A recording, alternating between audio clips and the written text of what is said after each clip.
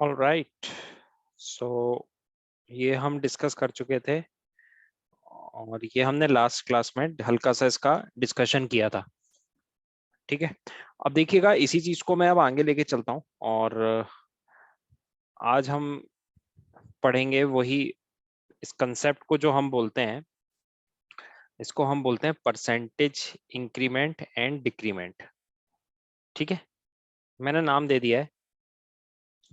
तो इसका हम जैसे एग्जांपल के तौर पे हम समझते चलेंगे कि करके कि जैसे कि अगर मैंने आपको बोला कि 20% इंक्रीमेंट है, 20% इंक्रीमेंट प्लस 20% का मतलब 20% इंक्रीमेंट। 20% इंक्रीमेंट कितना होगा? 1/5। और ये कितने परसेंट डिक्रीमेंट के बराबर होगा? जो हमने केस देखा था ना राम और श्याम का, तो उसमें क्या है, X% अगर इंक्रीमेंट हो रहा है, वापस पहुंचने के लिए हमें X% डिक्रीमेंट नहीं करना होता था। उसका मैंने लॉजिक भी आपको बताया था कि ऐसा हम क्यों करते हैं। तो अगर आपका 20% इंक्रीमेंट है तो 20% इंक्रीमेंट वापस इनिशियल स्टेज में पहुंचना है तो हमें कितना डिक्रीमेंट करना पड़ेगा? तो डिक्रीमेंट हमें करना पड़ेगा -1/6। अब देखिएगा इस चीज को याद कर रखने के लिए, इस चीज को समझने के लिए कि हम ये कैसे लिखेंगे, आप एक सिंपल सा ट्रिक बोलो या समझने के पॉइंट ऑफ व्यू से, ये जो ऊपर वाला पार्ट होता है ना, ऊपर वाला पार्ट हमेशा बताता है चेंज को। ठीक है, कितना चेंज हो रहा है और किस बेस पे हो रहा है। अब आप एक चीज समझो, एक चीज समझो, आप इस पार्ट्स को थोड़ा आप अलग हटा के बहुत बेसिक कॉमन सेंस लगाओ आप जरा। मैंने ये फ्रैक्शन लिखे, ठीक है, मैंने ये फ्रैक्शन लिखे। 1/2 कितना होता है? 0.5। ठीक है, या मैं इसको परसेंटेज में बोलूं 50%। 1/3 कितना होता है? 33.33%। फिर 1/4 क्या होता है? ये होता है 25%। 1/5 क्या होता है? 1/5 होता है 20%। 1/6 क्या होता है? ये होता है 16.66%। क्लियरली आप एक चीज तो ऑब्जर्व कर रहे होगे सब में कि ये घटते जा रहे हैं। मतलब आपका न्यूमरेटर कांस्टेंट बना हुआ है। ये देखो आपका न्यूमरेटर जो है ये कांस्टेंट है, न्यूमरेटर सेम है। आप क्या कर रहे हो? डिनोमिनेटर को बढ़ा रहे हो। तो जब भी अगर a/b आपका फ्रैक्शन है जिसमें ये a जो है आपका कांस्टेंट है, ठीक है, और डिनोमिनेटर, ये जो डिनोमिनेटर है शॉर्ट में, इसको अगर आप इंक्रीज कर रहे हो ना, तो ओवरऑल फ्रैक्शन क्या होगी? वो घटती है। आप किसी भी केस में देख लो, मान लो आपने देखा जैसे कि 2/2 लिया, फिर 2/3 लिया, 2/4 लिया, 2/5 लिया, 2/6 लिया। सो 2/2 1, 2/3 कितना होगा? 0.66, 2/4 that is 0.5, 2/5 that is 0.4। Percentage में लिख लो या डेसिमल में लिख लो, कोई प्रॉब्लम नहीं है। 2/3 क्या होता है? 1/3 तो 0.33।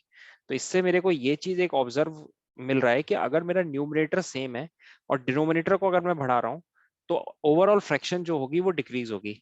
इसका उल्टा भी, अगर मान लीजिए इसका उल्टा, क्या उल्टा? ये कि न्यूमरेटर को मैंने सेम रखा है और डिनोमिनेटर को अगर मैं बढ़ा रहा हूँ, डिनोमिनेटर को अगर मैं इंक्रीज कर रहा हूँ, ठीक है, तो मेरी क्या फ्रैक्शन वैल्यू जो होगी वो बढ़ेगी।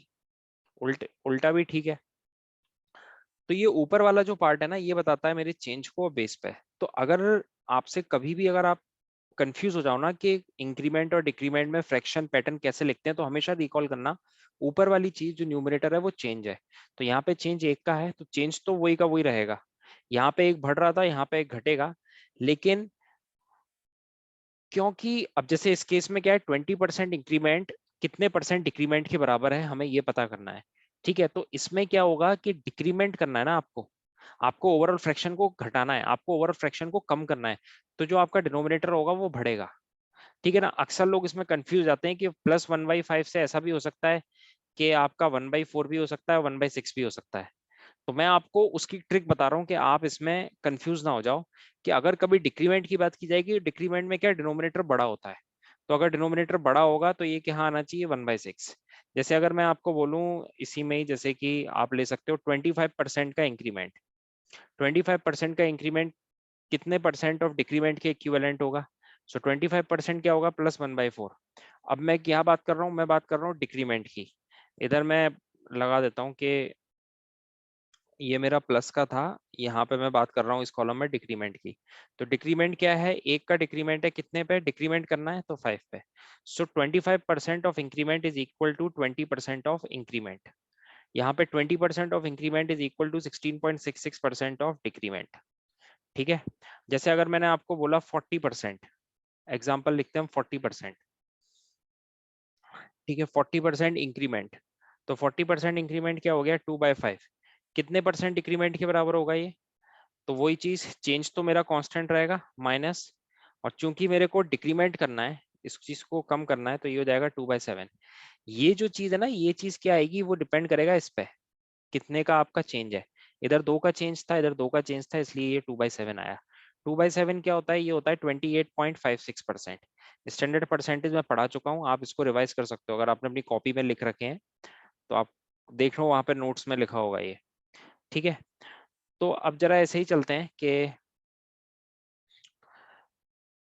कि जैसे कि अगर मैंने बोला 1/3, 1/3 का अगर इंक्रीमेंट हो रहा है, 1/3 का इंक्रीमेंट है, तो कितने परसेंट इंक्रीमेंट के, -1/4।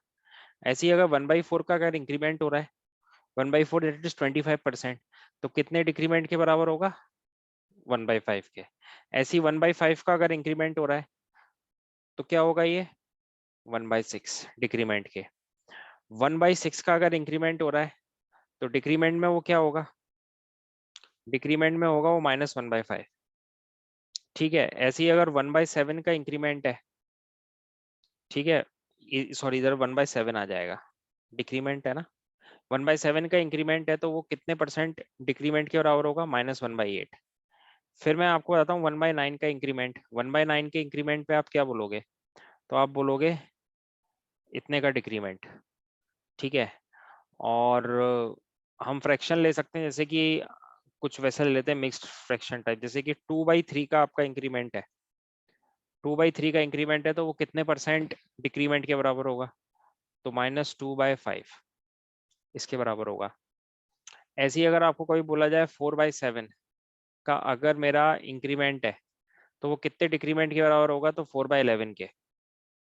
ठीक है, और देख सकते हो, जैसे कि अगर आपको बोला जाए 80%, 80% क्या होता है 4/5, 80% क्या हो गया 4/5, तो अगर 4/5 का अगर इंक्रीमेंट है, तो कितने परसेंट इंक्रीमेंट के बराबर होगा, -4/9, 4/9 ही होगा ना, डिक्रीमेंट करना है चेंज, ये जो वैल्यू है ये डिपेंड करेगी कितने का चेंज है, चेंज कितने का आ रहा है ऊपर, तो 3 से ये 2 टाइम्स और बढ़ जाएगी, चेंज कितने का आ रहा है, ये 9 से ये 1 टाइम्स और बढ़ जाएगी, कहीं भी आप देख लो, 7 से एक और बढ़ेगी तो ये आ जाएगा। ठीक है, ऐसे ही ये यहाँ पे 6 था, 6 से एक और इंक्रीमेंट हुआ, ये आ गया। ठीक है ना, तो चेंज एक बहुत ही इंपॉर्टेंट कंसेप्ट है। अगर देखिए आपने ये चीज समझ ली ना, तो इसके फायदे हैं, इसके बहुत फायदे हैं।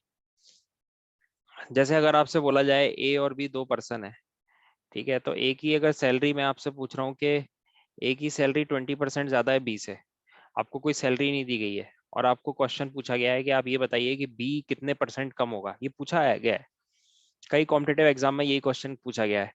तो कई लोग करते क्या है, वो इसको एज्यूम करते हैं 100, जो मैंने बेसिक अप्रोच शुरू में बताई थी समझाने के लिए, फिर इसको 120 करते हैं, फिर इसको देखते हैं अच्छा ये 20 का ड्रॉप आ रहा है 120 पे, तो ये आएगा 1/6, 1/6 क्या था हमारा 16.66%।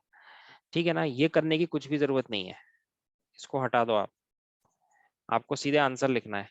20% का इंक्रीमेंट है ना, 20% का इंक्रीमेंट यानी 1/5, कितने परसेंट इंक्रीमेंट के बराबर होगा, -1/6। मान लीजिए आपसे बोला जाए कि ए और बी है, तो ए की जो तनख्वाह है वो 40% ज्यादा है, तो आप ये बताइए कि बी की जो सैलरी है वो ए के रेस्पेक्ट में कितने परसेंटेज कम होगा। तो कुछ नहीं करना है, 20% क्या है +2/5, अभी सिर्फ देखते चलिए। ठीक है ना, 2/5 तो कम है, तो -2/7। ठीक है, मान लीजिए आपसे पूछ लिया जाए कि ए की जो सैलरी है, या मैं पूछूं बी की सैलरी, वो है 28.56% ज्यादा, इस तरह के क्वेश्चन आए हुए हैं। ठीक है ना, क्वेश्चन में लैंग्वेज ऐसी दी जाएगी कि आपको पहली बार देख के लगेगा, आप जैसे ये देखिए यही क्वेश्चन है कि 28.56 है, तो आप ये बताओ कि ए की सैलरी कितनी कम होगी, बी की सैलरी जो है वो 28.56 ज्यादा है ए के रेस्पेक्ट में, तो ए की कितनी कम होगी, तो आप ये रिकॉल करो कि 28.56 कौन सा स्टैंडर्ड पैटर्न है, तो ये हो जाएगा हमारा क्या +2/7, क्या हो जाएगा +2/7। तो कितना कम है, तो कम के लिए ये हो जाएगा 2/9, तो दैट इज 22.22%। 22.22%। अब देखिए कोई पहली बार अगर इस टाइप का क्वेश्चन देखेगा ना, तो उसको ये पैटर्न बहुत चैलेंजिंग, वो छोड़ देगा ये क्वेश्चन।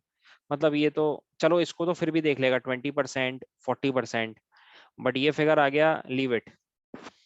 क्योंकि अगर आप इस क्वेश्चन को 100 से करने जाओगे ना, या x मान के करने जाओगे, तो 99.99% चांसेस है कि आपको छोड़ना पड़ेगा, क्योंकि कॉम्प्लेक्स कैलकुलेशन हो जाएगा ना। लेकिन अगर आपको ये वाला कंसेप्ट पता है, तो आप विद इन 2 to 3 सेकेंड आप राइट आंसर मार्क कर दोगे। ठीक है, जैसे आपको ये भी पूछा जा सकता है कि मान लीजिए कि कई पैटर्न में कि मान लीजिए ए के पास जो क्वांटिटी है, ए के पास जो क्वांटिटी है वो कितनी है, वो आप बोल सकते हो 112.5% ज्यादा है बी के रेस्पेक्ट में। 112 पॉइंट ज्यादा है बी के रेस्पेक्ट में, तो आप ये बताइए बी के पास जो क्वांटिटी है वो ए के रेस्पेक्ट में कितनी कम है।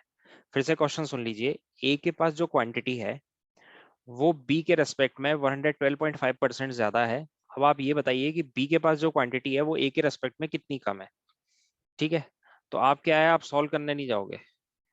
आपने अमन मैथ्स को फॉलो अगर आप कर रहे हो तो आप ये सॉल्व करने नहीं जाओगे। ठीक है, आप लगाओगे दिमाग। दिमाग क्या लगाएंगे, 112.5%। इसको मैं ब्रेक कर लेता हूँ, तो इसको 100 + 12.5%।